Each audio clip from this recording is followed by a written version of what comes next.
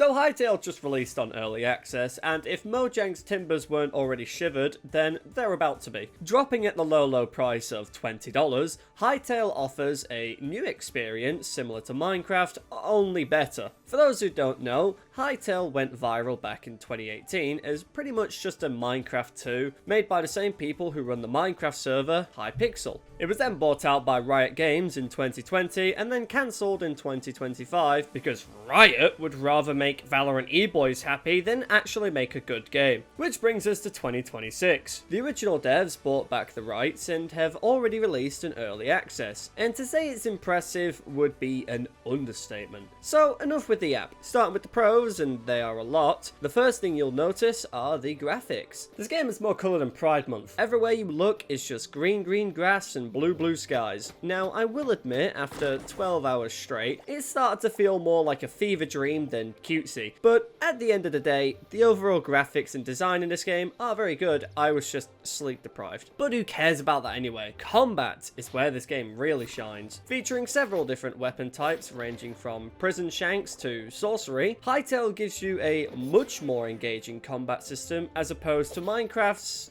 jump for more damage. Each weapon has their own base attack, charged attack, and then a special attack which builds up from fighting. Personally, my weapon of choice were the daggers. I had oodles of fun flying around the map and hitting nasty trick shots. The monsters in this are also really enjoyable to fight, even if they are sometimes a little buggy. I will say though, whatever you do, just stay away from these things. I've heard rumours that Hytale are going to add stuff like skill trees to the game. I don't know if this is true, I couldn't find any evidence online. You know, take it with the grainiest of salt. The only real complaint I have with the combat is balancing. Some weapons are just far better than others. For example, with the daggers, you could just spam the charged attack and take down pretty much anything. I don't think it's much of a complaint though, because you could just simply not use them. It's sad to say that the standard for new games is to have a horrible release filled with bugs and crashes. Not naming any names, but it feels like more and more games barely even load on release, especially on PC. Which is why Hytale is such a breath of fresh air, because it actually works really well, with only a couple game-breaking bugs. But to say it's still early access and it's already less laggy than any AAA game, really shows just how far a handful of developers and a dream can go. But anyways, let's talk about the most important mechanics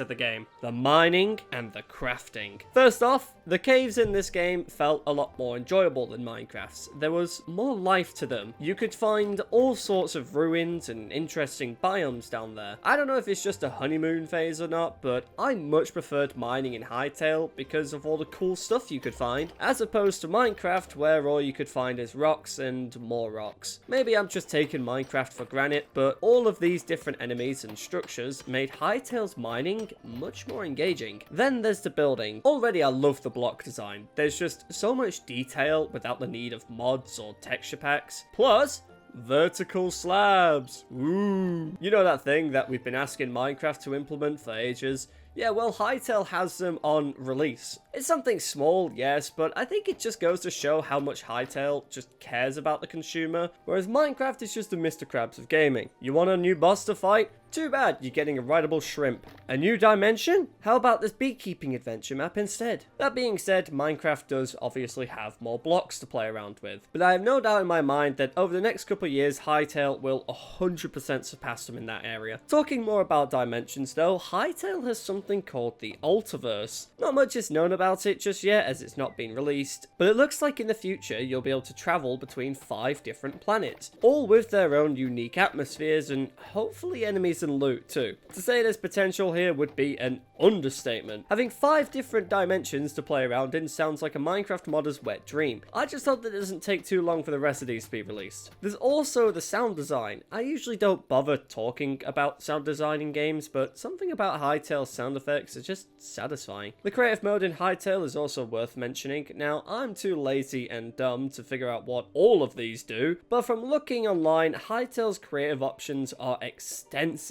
to say the least. You even get given a movie camera which does something, I'm sure. I did have a couple issues where my creative mode menu would just disappear, but when it was there, I had a surprising amount of fun erasing mountains and replacing them with worse ones. There's also some items here which aren't in survival mode, like spears and even guns, so maybe in the future we'll see these in the full release. One more thing I want to talk about before moving on is that this game isn't a copy of Minecraft. The only real similarities are cubes and sandbox. The rest is more just inspiration. Hytale is more about the adventure and the combat, whereas Minecraft is more about being creative and surviving. I will admit these games are a lot more similar than people are saying, but to say Hytale is just a clone wouldn't be right either. The whole game feels like one of them Minecraft overhaul mod packs, which just changes everything. Better yet, Hytale is more like a 3D Terraria, but that doesn't mean Hytale is all sunshine and rainbows. Like I said before, it's still early access. Despite that, I encountered very few bugs and only actually crashed once. There's only really 2 bugs that stand out above the rest and need addressing. The first one being the White Room of Death. I think it's something to do with using the teleporters too quickly, but sometimes when using the teleporters, everything would just turn invisible, except for this one horse. So if you do play, just be careful with teleporters or you may just end up in an ether. Now the only other real bug I found was one in caves. For some reason, when trying to climb ledges, I would just climb through the map. It was funny at first until I spent ages getting to the bottom layer of a cave, just to instant transmission to the top after pressing space weird. Besides them 2 bugs, the others weren't really noticeable or game breaking. The only time I actually crashed was when reporting the White Room of Death, so snitches get stitches, I guess. Now, there were a few mechanics I didn't like, for instance, crafting. For the most part, I do like the different crafting stations and how you have to progress them to unlock new stuff, but what I didn't like was how it wasn't instant.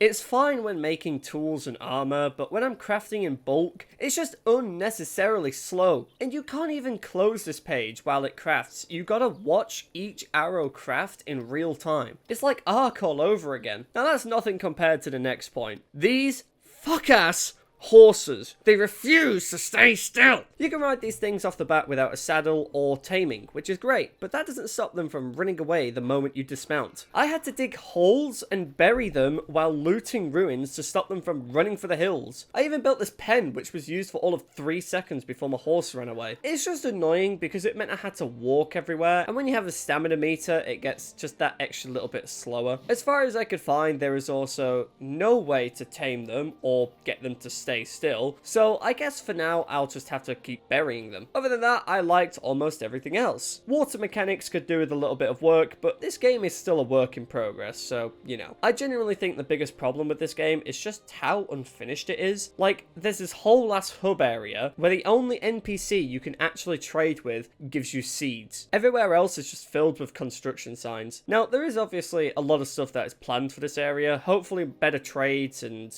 new portals or something. I have heard rumors online saying that this is where other portals to dimensions will go, but for now, only time will tell. Hytale has an immense amount of potential, and after listening to an interview with one of the creators, I am certain that Hytale will do great things. Just from playing the game alone, you can tell that there's some real passion here, which is something that most modern games lack. As of now, I wouldn't 100% recommend buying it. It's still really fun on its own, don't get me wrong, but personally, I would recommend waiting a bit longer until it's in a bit more of a polished state. The good news is, though, developers have said that just from pre-orders alone, they have enough money for the next 2 years of development, which is just insane for an indie company. So yeah, that's just about everything, and if you've already tried Hytale, then leave your thoughts down below. And if you wouldn't mind hitting that big shiny red button on the way down, I would greatly appreciate it. But with all that out the way, bye-bye!